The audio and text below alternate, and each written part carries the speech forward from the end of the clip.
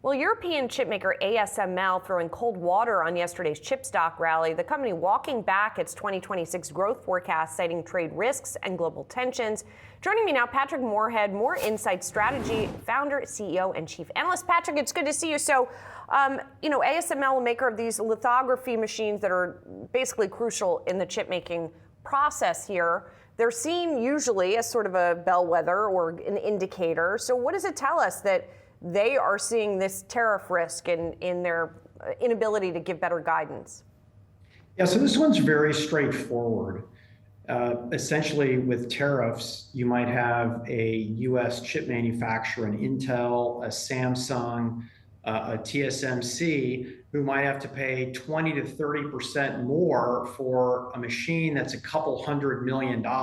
And what they're doing is they're holding back and waiting to see what happens. I think this is a short-term issue. The administration put a moratorium on chip tariffs, but they didn't put a moratorium on chip manufacturing tariffs, which is a bit ironic given the administration's desire to want to have more homegrown chip manufacturing. So it's literally playing against itself right now, but I think cooler heads will prevail at the White House, and I think we'll see some relief.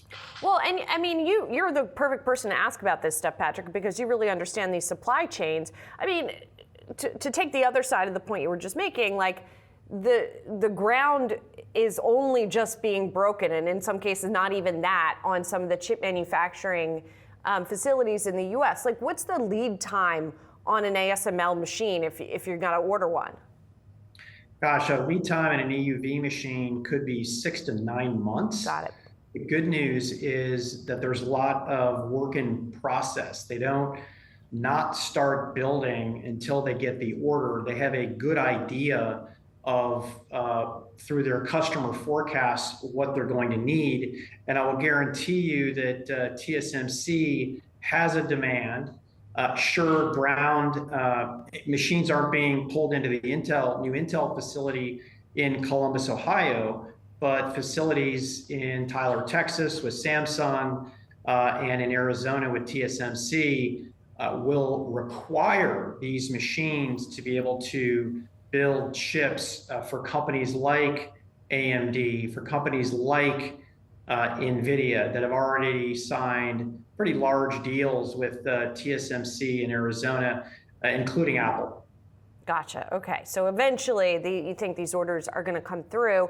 You mentioned Nvidia, so let's turn to that company, right? It seems like Jensen Huang has taken a bit of a victory tour in China after getting signals from the U.S. government that they're going to be able to sell the H20 chips there again.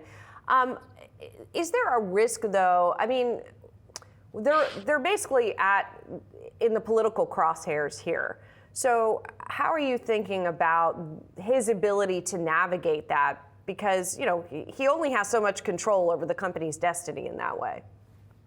Yeah, Jensen's in an interesting spot, right? He has to make the U.S. happy in terms of investment there, and then he has to make other countries, including China, feel special as well. But he can't give too much attention to China, otherwise people in the U.S. Might be raising their eyebrows. So he's actually walking that fine line very well. He's really good at the dance.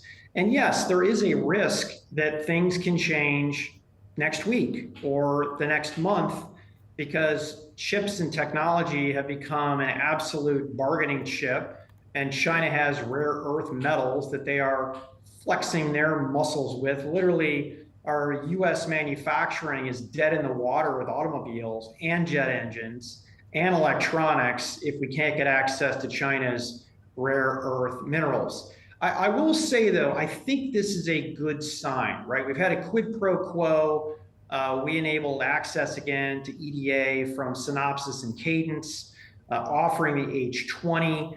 And I think it's really the hawks in Washington that are having issues with this.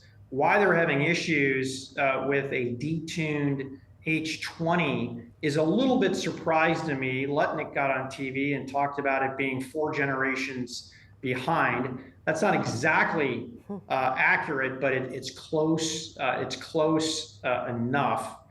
So yeah, I think it's just a bargaining chip, and there could be some risk down the line in a Trump administration, until that final deal has been signed. And even after that, I mean, Trump signed a deal with Mexico, with USMCA, and came back and then added additional tariffs on top of that, even after the deal that he had cut before.